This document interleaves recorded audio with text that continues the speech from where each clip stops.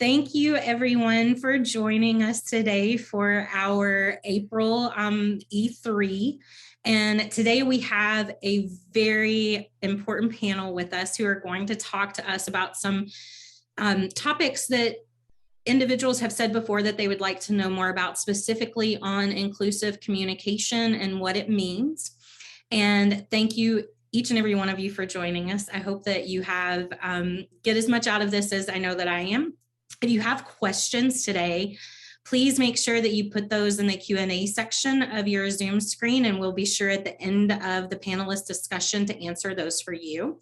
And I am going to go on ahead and turn this over to our guest panelist today, Erich. And Erich will introduce himself, and then we will go from there. And Jorge, if you would like to, I guess, introduce everyone. Is that what you would like to do?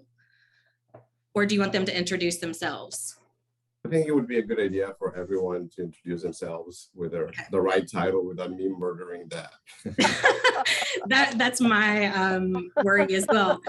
So we will go on ahead and start with you, Erich, if you would like to introduce yourself to everyone today. Absolutely. And just right off the bat, thank you, Amy, IAVM, Foundation, and certainly my friend Cindy Van Rensburg for allowing me to be a part of this conversation. Anytime somebody shows up and says, we want to talk about inclusive communication in DISC, this guy gets excited.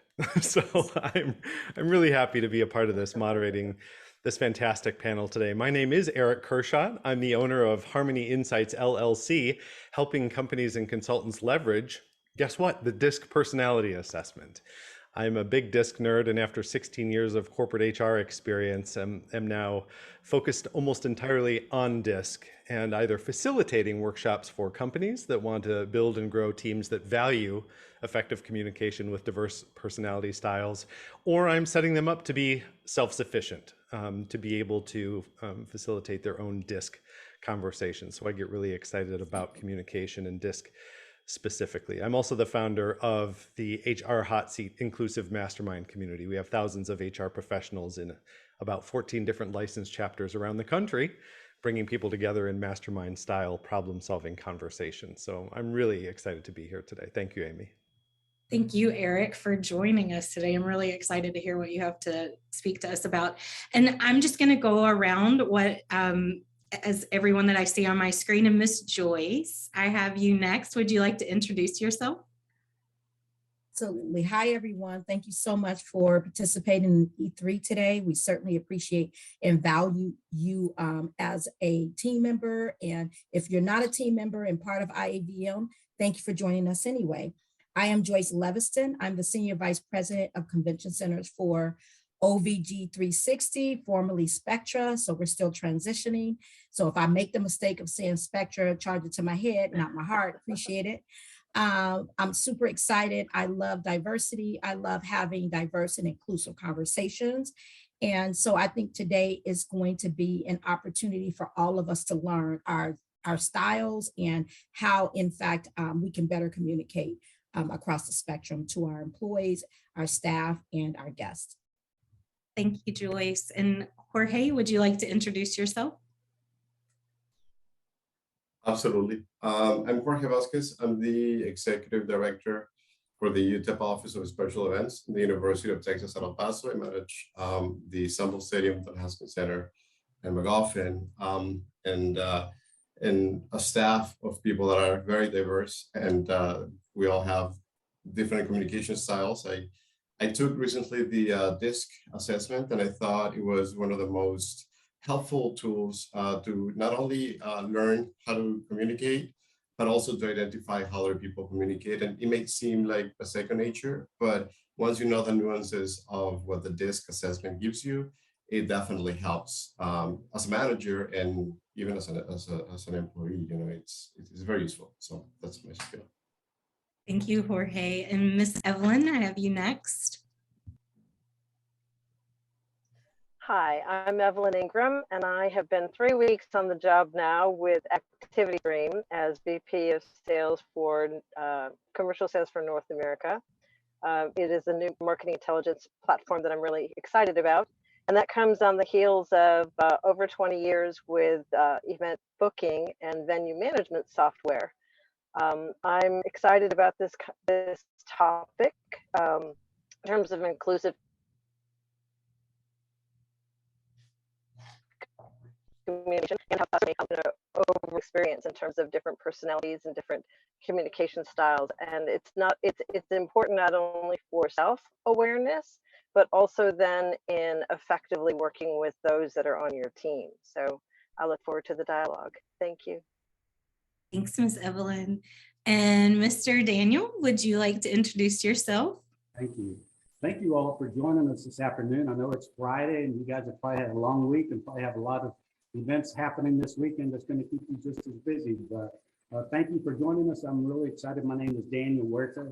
I'm a retired Park and Rec executive with the City of Dallas Park and Recreation Department, where I oversaw the facilities at Fair Park, the marketing communications, the water parks in the city, and softball complex, and you name it. And I have a lot of other stuff on my plate, but I'm really excited. I too took the DISC assessment.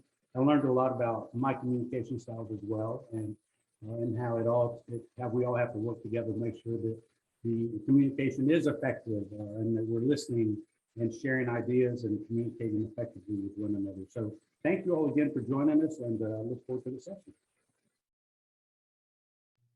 Thank you, everyone. And I am going to go on ahead and turn this over to you, Eric, so that you can better explain the conversation for today. And again, anyone who has questions for Eric or any of the panelists, please just go on ahead and put those into the Q&A section of your Zoom screen.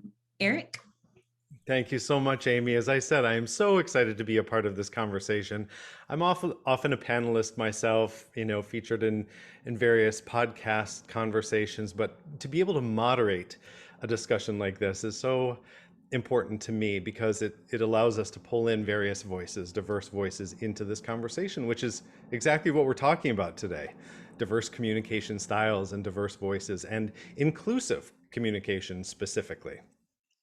I come at this conversation from my own perspective, bringing my own experience into the discussion, having spent 16 years with Levy Restaurants, as a matter of fact. That's where I learned about DISC, even having been a psychology major, and really not only learned about DISC, but also saw how valuable it can be, how effectively used the DISC assessment can be to grow, develop individuals and teams that really do value effective communication with diverse communication styles. And I ended up enjoying it enough that I went off on my own to facilitate additional conversations around DISC and effective communication in general. And I don't want to go too much farther today without laying some, not ground rules per se, but when I come in to moderate a conversation, I do like to mix things up at least a little bit. I want this to be a meaningful, organic dialogue. I won't have anybody raise hands, but we've all been to webinars where things seemed very scripted. And I've said to our panelists in advance of today's conversation that I don't want this to be as scripted. I want people to come in and speak from their hearts. Joyce, you've already said something today that I love, and I've taken notes as you were talking. You said something to along the lines of, if you misspeak, charge it to your head and not your heart. And I have never heard that before. Today, we are going to be speaking in part from our heads, but in large part from our hearts, because I think that is where we connect meaningfully with one another. And unlike some moderators out there, I'm not necessarily going to pose the same question to all panelists. I really want to be able to move around in the time that we have, bounce around to various questions and topics. And so maybe a given question only goes to one or two panelists, and then we move on to the next. And hopefully that's going to be refreshing to some of you who are used to all panelists being asked the same question. If there's a question that isn't asked of a given panelist, please connect with them. We'll talk a little bit at the end of our time about how you can connect with each of these people following our conversation today. And so if you're joining us and you want to learn more from our panelists, I'm hoping that you will connect with them following the event to pick their brains on all things communication and inclusivity. Already, I think we've been tossing around some pretty big words: diversity, inclusion, communication, head, heart. These mean different things to different people. So one thing that I would like to get each of your takes on, so we are going to start with a question that where we do hear from each of you, is what does inclusive communication mean to you? And if you were so inclined, what does it look like? So if you'd rather start with why it's important to you, we can cover the why piece. But if you're someone who likes to talk in terms of story and illustration, maybe it's easier for you to illustrate what inclusive communication looks like in your role or in your business. Daniel, would you mind starting? You're next on my screen. Absolutely, yeah. Inclusive leadership to me in communication means being able to effectively communicate and engage all of your employees. A classic example for me in my career right before I retired, 2 years before I retired, we began the process of privatization of a city complex over to private management to seek a nonprofit operator to run the day-to-day operations and stuff. And so going into that, it became very important for us to make sure that we kept our employees engaged, that we kept them informed of the process and what was happening, because there were so many meetings taking place, briefings before the park board, contracts going to council. And we found that if we weren't out there being forthright with all of the steps that were taking place and that were necessary, the employees tended to fill in their own blanks, their own story. And so we were constantly having to correct misinformation. So we began a series of meetings, both in English and in Spanish for our Spanish-speaking employees, where we kept them apprised of the entire process. We talked about their future with the city or with whoever the private management was going to be, because both of them were committing to the employees that they would interview them and hire them. And the city, as a result, because there was pensions involved for some of the employees that had been here for so long, the department director made a commitment, as well as the city council, to each one of the Dallas employees, that if they chose not to go with whoever got the new contract, that they would find them a job inside the city, either in the department or similar job in another department. So I think it developed this because we were so forthright and honest with them the entire process and engaging them and asking them, letting them ask us questions. I think it developed a sense of trust, and it kind of settled everybody because it was a lengthy process. It was like 18 months for us. And so there was a lot of meetings. We also were very good about bringing in, the people that were going to be bidding on it and having them talk about their company, their benefits, so employees could begin to weigh those decisions of whether they would be going with the new company. But I think as a result, the employees trusted the fact that we were being honest and forthright, and they were engaged in the process. And they felt some control. Thank you, Daniel. You've now introduced a couple of additional big words, trust and engagement. You can't have a communication around or a conversation around communication without bringing up the word trust. And so often effective communication is focused on building trust among teams. And it sounds like to you that the end was that you had a more engaged workforce. There are different ways to enhance engagement. Some companies bring in a ping pong table and that's their way of enhancing engagement. Other companies decide to communicate effectively. And so it doesn't surprise me that you went that route. You said something else, Daniel, that's going to encourage me to shift the conversation in Joyce's direction. You said that you were often in a position to, I don't remember your exact words, but correct misinformation and miscommunication. And I think it's George Bernard Shaw said something like the greatest mistake that's made in communication, and I'm paraphrasing, is assuming that it's actually taken place.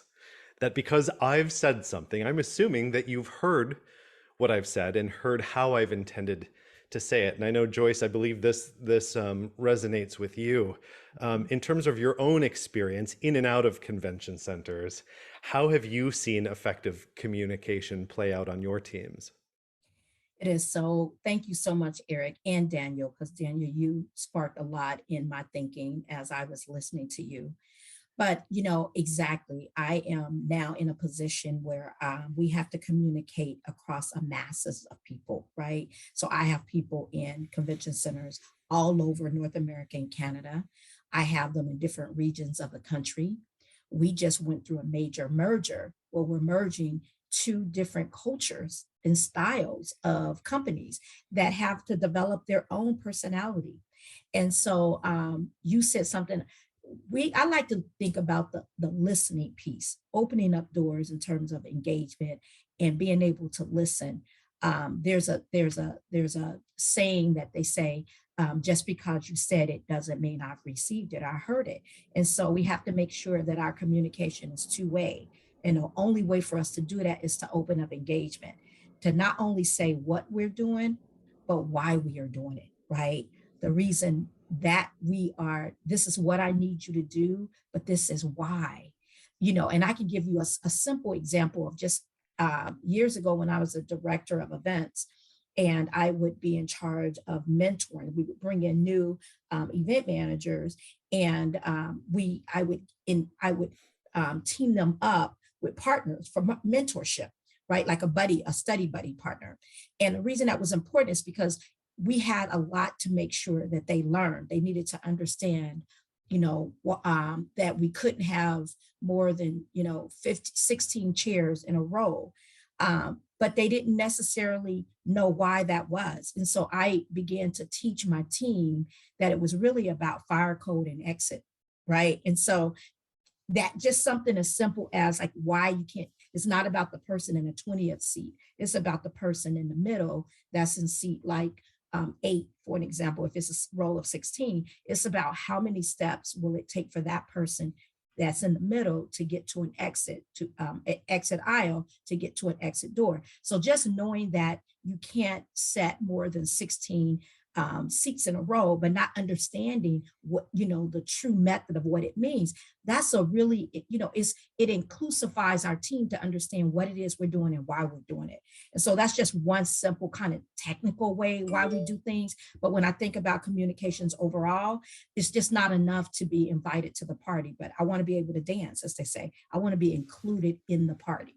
So. Yeah, and that there's action behind inclusion. Diversity just is or it isn't for the most part. With inclusion, now we're talking about intentional action. How are we leveraging sometimes isn't quite the word to use, because I don't think that's as meaningful as it could be. How are we embracing and celebrating the diversity that we have on our teams and in our organization so that we benefit, as an operation in so many different ways. You mentioned mergers and acquisitions, and oftentimes when we use those words, we're using them on a grand scale. We're bringing in an entire company and trying to meld it in with an existing culture. And of course, there's so much behind that. But I wonder if people would agree with me that if we're welcoming an individual to a team, that is a merger and acquisition, right? It doesn't have to be in grand numbers. It could be an individual. When we're bringing that individual into the team, how are we making them feel included? How are we communicating effectively with that individual? And I think behind a lot of what we're discussing today, and certainly DISC, which we'll get into a little bit more specifically, is this idea of influence. How am I extending my influence as a leader, as a communicator, as a business person to my teams, my organization, the individuals that we are welcoming? Influence, to some extent, is also sales.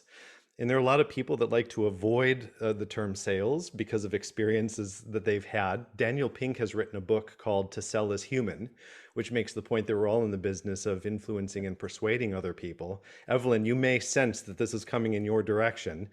In terms of sales, what role does effective, inclusive communication play in your world? Well, to me, inclusive and effective communication starts with learning and listening. So as I come to the table, I have my experiences. I have whatever I think my knowledge level might be, but it's mine. It's not what's real for someone else. So I want to listen to different personality types. The person who wants the bottom line, right, just wants the numbers. The person who's very detail oriented and wants to know more of the whys, wants more of the details, and just being receptive to learning and listening first. So to me, it's having the variety of voices around the table and then taking the time to learn from them what is most important And it's not about an end objective of making a sale. It is first of building a relationship and providing a valuable service, problem solving. It's, to me, it's the relationship that matters most. And then, you know, how things evolve over time is a natural extension. I love that about listening. Active listening is such an important point, and it makes me think. I sing in a couple of classical choirs, and at the conclusion of one rehearsal, our conductor was so frustrated, and he said, "You should always listen more loudly than you sing." And I paused, and I thought he had misspoken, and I thought, no, wait a minute, that is profound. You know, if I'm not first listening, I don't know what the headache or challenge is that I'm positioned to solve. And as a sales professional yourself, Evelyn, I can imagine that that active listening is not only part and parcel of what you do, but I'm not sure you could do your work without being able to listen. I don't know that we can do anything without that. So whether it's a team that's trying to make a decision or chart a direction, you have to have those different voices and viewpoints, because we all come equipped with our strengths, but then that also means we have weaknesses. It means we have blind spots. And if we don't have that variety of point of view at the table, then we open ourselves to tremendous risk. Yeah. Agreed. I love it. Thank you for that contribution. Now, we've already touched on music, so Jorge, you know where we're going with this. Jorge spends quite a bit of his time in the music industry and is seeing events from all sides, I'd imagine, and all levels. And so, Jorge, I'm hoping that you're appreciating this musical analogy, and you can think in terms of conductors and orchestras and, choirs, people coming together and contributing en masse because they know as individuals how they fit into the larger picture, how they are either being included or not in the mission, of the operation, of the symphony, of the ensemble. How does this topic of inclusive communication resonate with you, either in or out of the music industry? That's such a good analogy, definitely. I think when us as managers, in what we do in the venue industry, we are the directors of that orchestra, right? And communications is just the means to an end. And we have to make sure the end product is always impeccable, because we are in the customer service business. We are in the business of making memories for people. And then we're in the business of making money as well. So effective communication, inclusive communication, where we're not only able to convey the message, but we do it in such a way that embraces everyone, that the message should get to. It's so important. Communication is only 7% words if you think about it, and it's about 38% tone of voice and 55% body language if you want to give some math to the equation. But words is just a small percentage. The tone of the voice and the body language of how you say things is sometimes more communicative than words themselves. So we have to be cognizant of that. We have to learn to adjust our style to be able to convey information to our staff, to our clients, to the people, our constituents, and do it in such a way that the message is going to travel well, and then the end result is going to be effective. Because I think that's what we're all trying to do, right? At the end of the day, we're trying to effectively do our jobs, and communication is a huge part of that. That's why I thought this topic was so important, and the DISC assessment so uniquely adapted to this type of things. So that's what I think. Wonderful. Thank you. And I appreciate that you brought the numbers, and given your own DISC style, it doesn't surprise me that you brought the numbers. Jorge speaks in terms of numbers and statistics. That should cue people into what his DISC style may be. We'll get to that a little bit more in a moment. And Jorge, I want to add, I think you get points for saying that you're in the business of making memories before you said you're in the business of making money. Clearly, we can't do what we do without the money side, but I like that you focused on the making memories piece, because that is so important. I'm getting so much from what you're saying, and talk about inclusive communication, diverse perspectives. I mean, this panel is already bringing the value there, and I really appreciate that. I'm hearing a lot of benefit from you in terms of effective communication, but I'm also picking up on the potential costs of missing the boat, of not including diverse voices in the discussion, of not allowing people to feel as though they have a voice to begin with. And those costs are certainly financial at times. It's revenue is going to be a cost, but my guess, based on what Daniel and others have said, is that trust is out the window, engagement is out the window, retention. Given my own background in corporate HR, these are words that are very near and dear to me.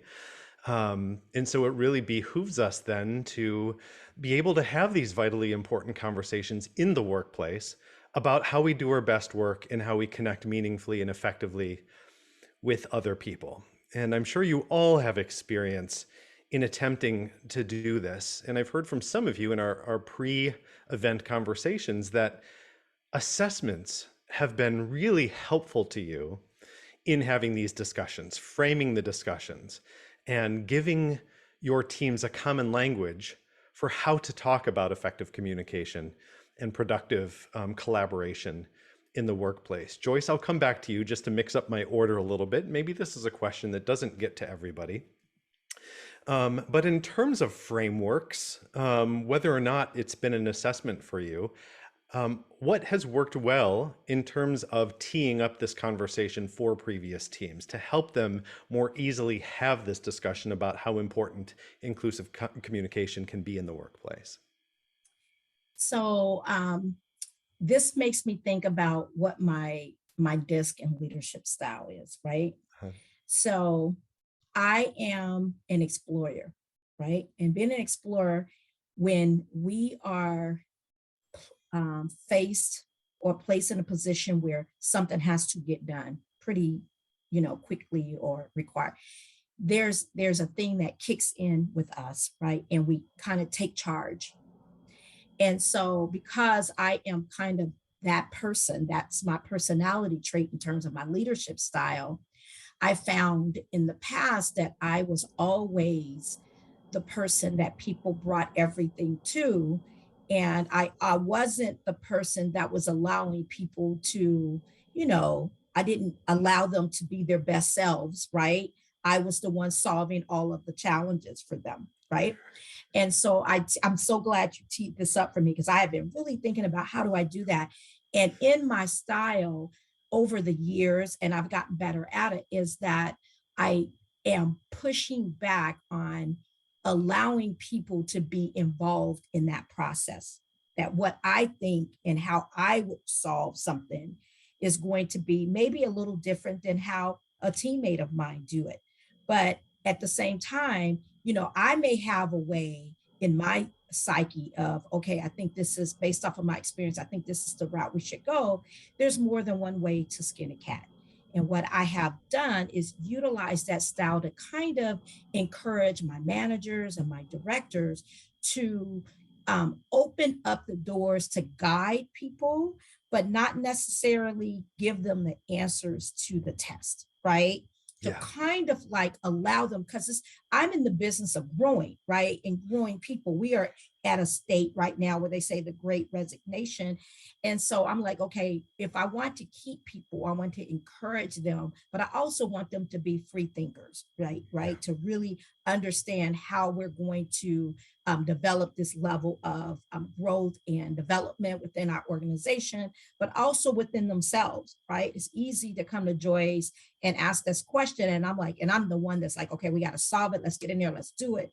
And I'm usually the one taking charge. And so I'm learning that even taking charge allows me to give space to others, open up other space for others. So yes, I'm using this level of inclusivity to break down our hierarchy so much, right? So that it becomes more like this instead of this, it becomes more like this. There's some level of participation and open and making people feel comfortable that there's a safe space for them to give some ideas, right? To bring their best selves to the conversation so that they're part of the decision making or the problem solving. So some of that is just me trying to change up my style. Yeah, You've mentioned skinning cats. I just want to clarify, no animals have been harmed in the recording of this panel discussion. I think that was important to mention. I'm also picking up from what you're saying that DISC for you specifically has given you a language to be able to communicate your strength, certainly, but then also maybe get out of your way at times and recognize when you could be more effective as a leader by better understanding yourself and what other people need from you. And when there's a discrepancy between those two things, when you need to step back and allow for something from others that maybe naturally you wouldn't, so that you can be a little bit more intentional about that. Thank you so much for that contribution. I do want to remind people, and maybe you've seen it come through the chat, that we are open to your questions and your feedback in general. So whenever you're in a conversation like this and there's a chat box, please connect with each other. I often recommend even copying and pasting your LinkedIn URL so you can connect with each other there, but certainly let us know what your questions are so that we can pass those along to our panelists to get some answers. I don't want to go too much further without at least mentioning, and I'll do this briefly for people who are less familiar with DISC. It is one of the more common personality assessments or behavioral assessments out there in the workplace. 4 primary styles, D, I, S, and C. We have dominance, influence, steadiness, and conscientiousness. And each style is going to bring a different set of strengths and potential limitations to the conversation. DISC is a popular one because whereas other assessments say you may be similar across different scenarios and environments, DISC reminds us that we do have some agency, that we can choose a behavioral or communication style in any given conversation or environment that is going to be effective for us, that will allow us to lead or sell or influence or manage more effectively than we might otherwise. So just a little bit about DISC, and of course, a number of places where people can go to learn more about it. And I'd be happy to have follow-up conversations as well. Jorge, I want to come back to you on this question specifically. Are you willing to share your own DISC style with us and with our attendees? Sure. I was a little surprised the first time that I took the assessment, because the way I perceive myself is not precisely how, or not exactly how some people may see you. So I happen to be an SCSC. What that means is a steadiness, conscientious, and that's the learned, communication style, and then my natural communication style. I thought it'd be more of an I or a D, influence or dominance, but I'm not. So according to the DISC assessment, what is really important to realize though is that yes, I can be a steady leader, steady communicator, where I can bring everybody together and do peace, and I might be a little not as quick as make decisions without having the facts and having the information that I need to make the right decision. I apologize for this.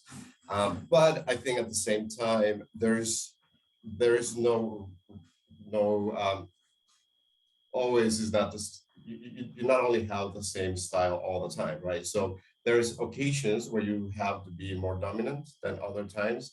And I think it's very important to realize that communication varies and changes, but my natural is SC, steadiness, conscientious, but at points where when needed, you have to be more of a dominant or even an influencer in this style. So that's how that's my assessment, and it's very true. When I was reading through the different descriptors of those categories, I fit like 100%. Yeah. And a lot of people have that reaction to DISC, which is one of the reasons why I like using it so much. And it's not an end all be all, that there are a number of tools and assessments out there. But when it comes to better understanding yourself and then moving beyond that to better understand your stakeholders and how you can connect and adapt more effectively to them, DISC does that particularly well. And thank you, Jorge, for sharing what you did around adapting and recognizing, maybe this style isn't going to be most beneficial to me, or maybe you didn't say this explicitly, but maybe I'm perceived in a way, or I perceive myself at times differently than others might perceive me? And how is that going to either work to my benefit or against me? Daniel, you've been so patient. I'd love to come back to you. And of course, we're talking about DISC now, and you have mentioned that maybe you don't have as extensive experience with DISC as an assessment, but you have a great deal of experience with influencing and communicating with people, with reading people and understand what they need from you and your teams and your operations as you go. Absent a tool like DISC, how have you been able to either facilitate conversation around differences in personality style, or how have you yourself been able to pick up on what different people have needed from you over time? And I'm going to ask you to unmute yourself so we can hear the rest of your response, because I'm sure it's going to be fantastic. Oh, yes, thanks. I think a lot of that comes with experience. Like I was on my job for so long, and I had to effectively find ways to communicate with all different levels of people.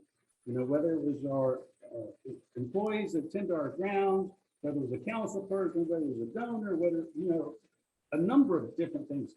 And so I tend to listen a lot. I'm also a thinker. And so when I get information or when I'm making a decision and I want to communicate that, I think about all of the ramifications of how, when I say this, if I say it like this could happen. And so Right. when I would engage with employees and they would ask me, questions like that, I would tend to lead them through those type of scenarios. Yes, I'll support you, doing this, but have you thought about this? Because once you do that, this could happen, and then that will be followed up with something else. So I just think it's something that you pick up over time. I don't think it's, without the assessments in place and stuff, but, and a lot of it is, when you have to do presentations before, park boards or council or whatever, oftentimes you're dealt with a lot of tough questions, and you got to think on your toes quickly and react quickly. And like Joyce, said earlier, she was always fixing it and being coming up with the answer. And her response sounded just like me. Eventually over time, I started telling my employees, okay, what do you think we should do? You're bringing me this, but what do you think we should do in this? And so, I think it empowered them, and I think it gives them more commitment to the organization as well. So, and you also have to think about all of the communication channels that you use for stuff as well. If you send an email to the masses on, something may not be as appropriate as if it's a bigger sensitive subject, you may have to call a meeting. And then you don't want to call meetings just for trivial stuff because, people are busy and stuff. And so then it loses its effectiveness. And so I think you also have to look at the communication. Yeah, I think those are all wonderful points. You said early on, you said that you're somebody who likes to really think through what you're saying and sort of weigh the pros and cons of where you're going. And I think that's one thing that DISC as a resource helps us to do, is recognize, okay, what's a strength of mine? So Daniel, in your case, it's that you are conscientious and thoughtful in how you're communicating with others. What is a potential limitation? Well, being so conscientious and thoughtful means often that it can take time, maybe that you withhold some language and some opinions that, you might otherwise want to put out there because you're concerned about how they're going to be perceived and where people are going to run with them. And I think DISC as a tool does help us to understand both sides of that equation. But as you're so eloquently putting it, you don't necessarily have to sink your teeth into an assessment necessarily. It sounds like you're saying this idea of effective inclusive communication can be a skill, a learned skill, and a muscle that we develop if we care enough to do so. That it's not going to happen necessarily passively, but if we're intentional about how we are connecting meaningfully with other people, that communicating effectively is something that can be done and learned just as any other skill might be. Is that fair to say? Absolutely. Yeah, you have to be able to pick up on cues and try to understand where the communicator is coming from. what little agendas, or not necessarily in a negative sense, but what the background is on something for them, and try to figure that out ahead of time, so you stay ahead of it. Which reminds me of what I just had something brilliant to say, Jorge. I was going to bring it back to you. You had said something that I wanted to tie back in, and now it's escaped me. Suffice it to say, Jorge said something brilliant earlier, and I was just going to tie back to it. And so he gets the credit for whatever it was. It has suddenly slipped my mind. I want to remind people again that you can ask questions of the panel. You can insert a question, I think, in the Q&A box or even in the chat. Or if you're still with us, that you're enjoying the conversation, what we're saying resonates with you. If you could let us know in the chat that you are still here and engaged in this conversation, that would be helpful to us as well, being a moderator and panelists, to know that this is a beneficial conversation for you. Evelyn, I'm going to come to you next. We usually save the last 20 minutes or so for Q&A. We haven't received any yet, but I'm going to mix this up in a way that I think is going to be beneficial. Evelyn, I'm going to ask a question of you. And while I'm asking this question of you, Daniel, Jorge, and Joyce, I would love for you to consider, what question do you have for a fellow panelist? You've already heard introductions. You've heard perspective from everybody. I would love to come back to one or two of you to see what questions you may have of each other. That's something you don't always experience in a panel like this, and it's something I like to do to mix up that traditional format just a little bit. Evelyn, I promised I would come to you, and you have a background explicitly in facilitating conversation around team building and team development, professional development, using various assessments. So whether it's DISC or any other, what is the value that you have found in having sort of this one resource that can act as a common language for helping to facilitate this vitally important conversation in the workplace? Well, I also have, as you mentioned, you have a degree in psychology. I have a degree in psychology as well, and had some graduate hours towards a degree in counseling, which my style is counseling, so it's not a surprise. And then I had the opportunity, several decades ago, to work in a service provider to businesses that offered training resources along various subjects, team building, effective communication, conflict resolution, and within that we used multiple assessment styles.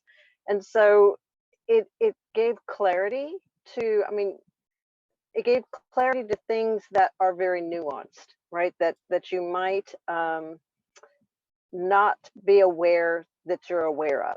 So listening to verbal clues when someone is speaking, awareness that it's a natural tendency to mirror yourself in effective communication to the person that you are speaking with. So matching tempo in terms of speed of speech, the directness of answer with the directness of a question.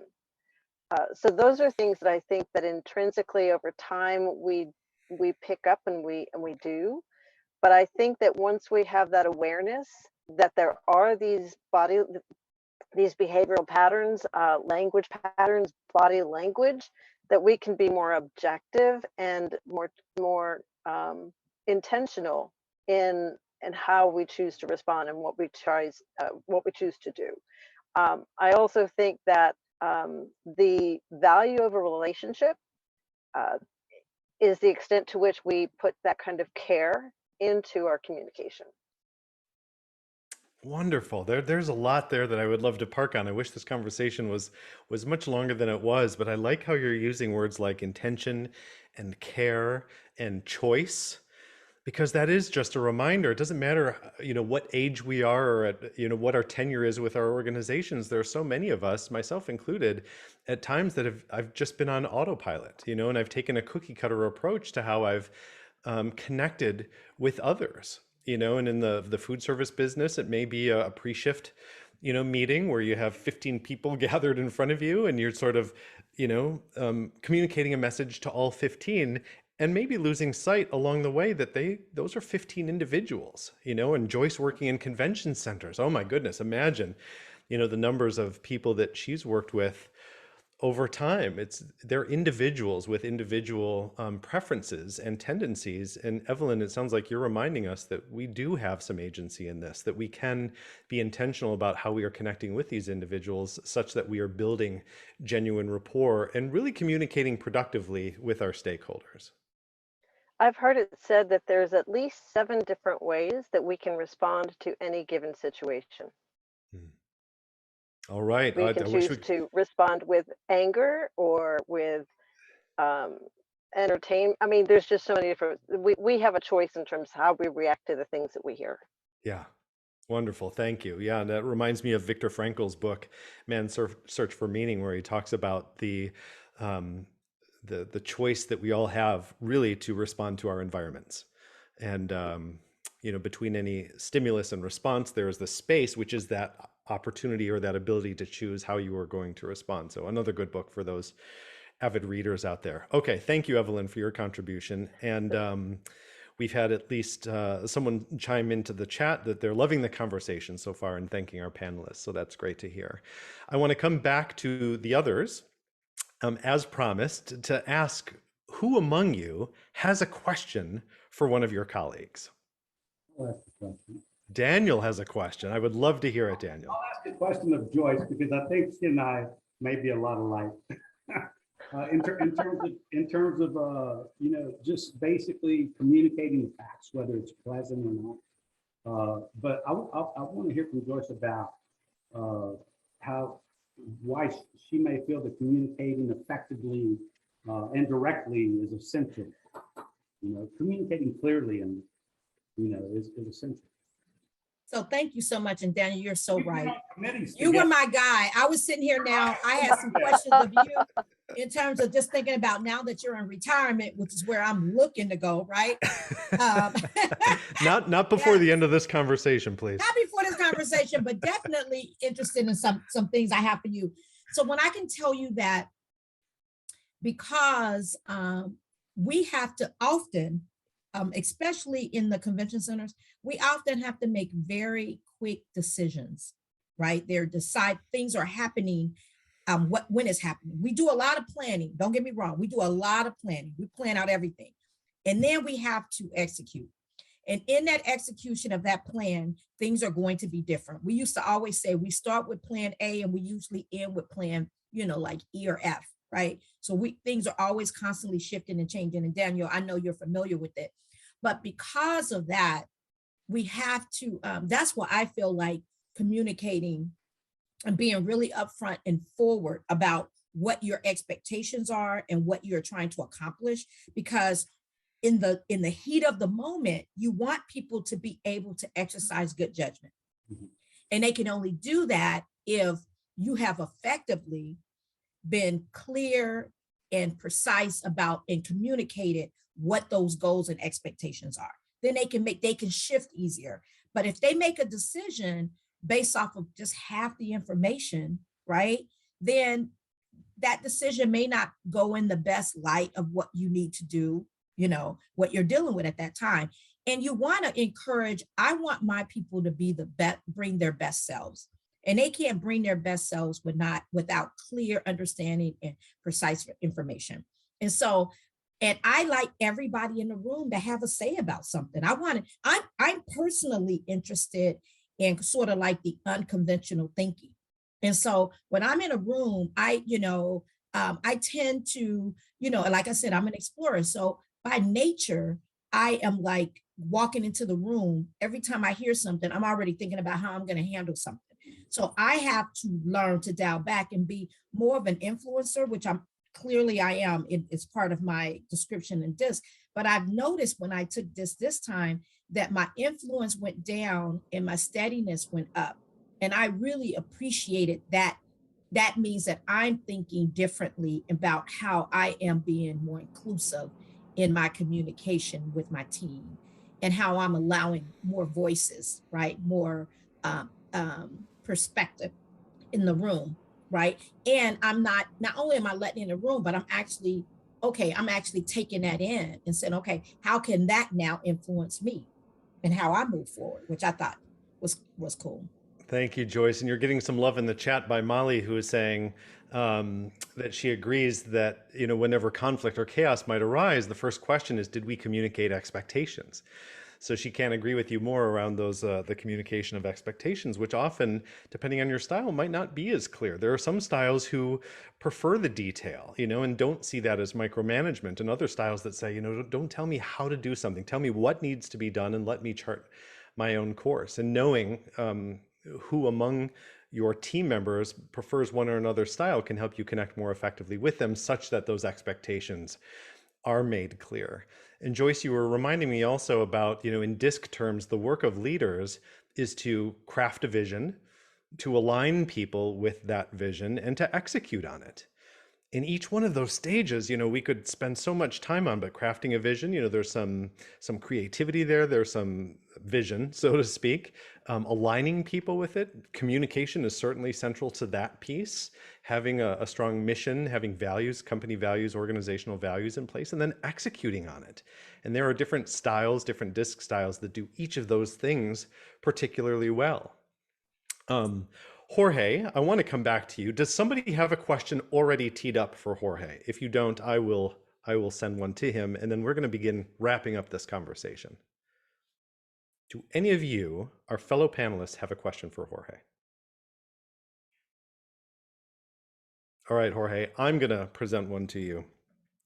And it is this idea that, and this is going to sort of segue into our final piece here, but this conversation is not meant simply to be reflective. I think DISC helps us be reflective, helps us know ourselves, helps us enhance self-awareness so we can go out into the world and interact more meaningfully with others. But without this actionability, without it being actionable, I feel like we don't get all of the value that we could get out of DISC or any other similar resource. So I want to come back to you and say, certainly like me, I'd imagine, I think we share DISC styles. You know, we could be reflective all day long. We could sit and think. And I think Daniel said that he's thoughtful as well. We could probably think about this and until the cows come home, as they say.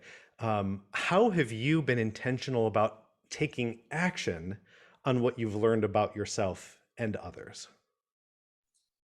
I think in a couple of ways. Like I told you, I manage a very diverse group of people, and I work with a very diverse group of people doing what I do.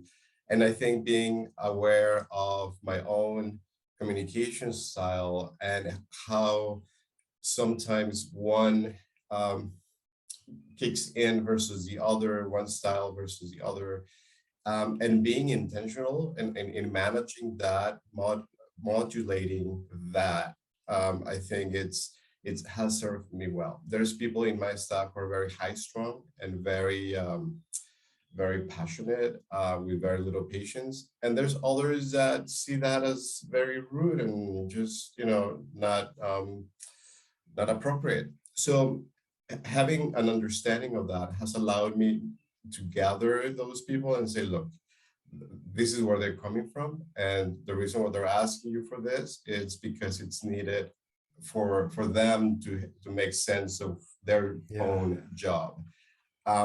So it helps you as a leader to be able to help other people.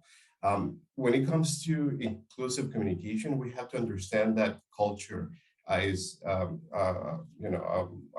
variant experience that we bring to the table, and then our vocabulary, our behavioral style. I mean, those type of things is what DISC does, right? It puts to light those issues or those items that otherwise you wouldn't think about.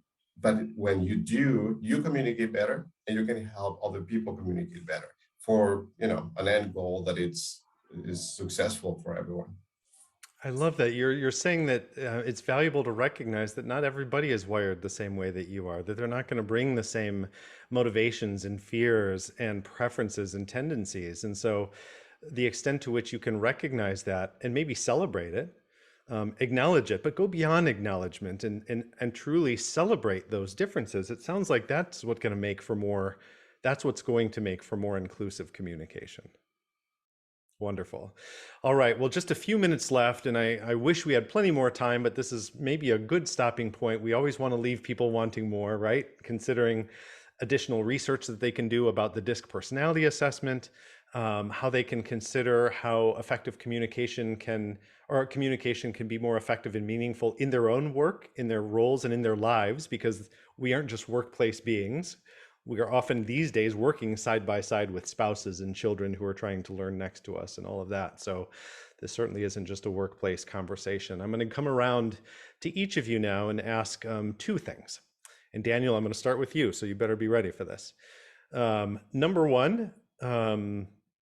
what is your parting piece of advice in just a couple of sentences? You know, we don't have a lot of time for this section, so just one or two sentences. If you were to leave somebody with something actionable that they can do following this conversation, what would that be? And then, of course, if you so choose, where can people get in touch with you to learn more about what you do, your organization, and maybe your own experience with effective communication? Daniel, do you have parting words of advice for our attendees today? Or listen more than you talk. We don't always have to have comments or whatever. So just make sure that you're listening to people and really taking that in.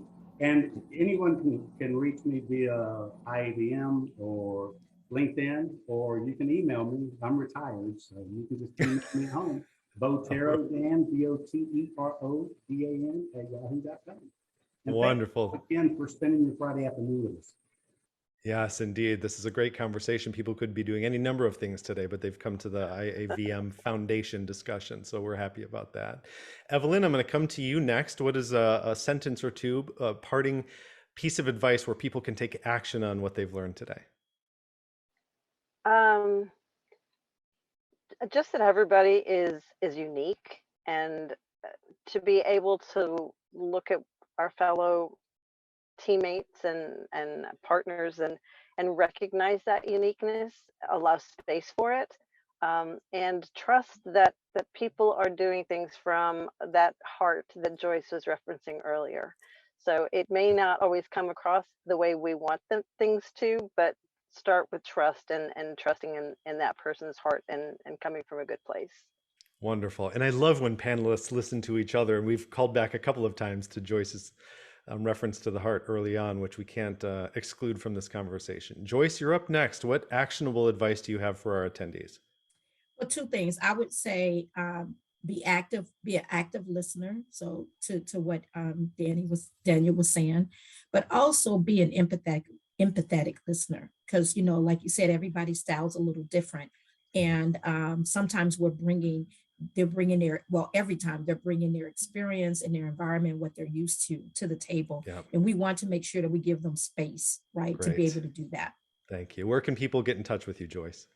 I'm great. I'm on LinkedIn. I'm on IAVM, but you can always just reach me. I'm at OVG360. So I'm out there. I'm out and about. And you can certainly, and I answer questions. So I do welcome you into my space. All right, we'll look you up. Evelyn, did you have a chance to mention how people can get in touch with you? Same as what everyone else has said. Okay. LinkedIn, IAVM, online. I do have a new email address, so it's Evelyn@ActivityStream. So if you can't find it because of the recent change, there it is. Great. Okay. And Jorge, I'm going to end with you. One piece of quick actionable advice and how people can get in touch. Embracing diversity, it will serve you well. I think inclusivity starts by embracing the world around you, which is ever changing. And I think that is the best advice I could give you, because it'll make you stronger, it'll make your team stronger, and it'll make you just a more well-rounded person altogether. Excellent. And how can people be in touch with you? My email is VazquezJ, VAZQUEZJ @utep.edu. All right, and we're having people chime into the chat, agreeing with the empathetic listening, trust, etc. And we have some great questions that are coming through. We've gotten one from Maggie, which maybe we'll be able to get to our panelists so that they can respond to Maggie via email, because it's a great question around unconscious bias. I am so grateful for the opportunity to be a part of this. Wonderful panelists. My name is Erich Kurschat, as I mentioned, and my parting piece of advice, where the golden rule says to treat others the way that you would like to be treated. A good complement to the golden rule is the platinum rule, which has been coined along the way, that says treat others the way that they would like to be treated. And if you consider that others may bring different motivations, fears, etc., in your communication, odds are it will be more inclusive. And I just can't thank this panel enough, the IAVM Foundation, Amy, and my friend Cindy Van Rensburg for having me be a part of this. Amy, I'm going to turn it back over to you to close it up. Thank you all so very much for this amazing conversation. I have enjoyed listening to each and every one of you and learning more, not only about yourselves, but also in ways, Erich, in which, to be more effective at communication. So thank you very much for your time today. I appreciate it. And in wrapping up, I just want to also send a quick reminder that we do have our annual fundraising reception coming up for the Diversity and Inclusive Leadership Committee at Venue Connect. And if you're not already registered for Venue Connect, please make sure that you go and do that as soon as possible. And we want to see you at the fundraising reception. The DILC has created an amazing, entertaining reception for you all this year. We have some great music, some great food, just an all-around amazing time. And I am so excited. I hope that you join us there. If you can't, let us know, and we will let you know how you can potentially watch us live on social media. So again, thank you, everyone. It has been an amazing afternoon. I hope that you all have an amazing weekend, and I look forward to speaking to you all soon. Bye, everybody.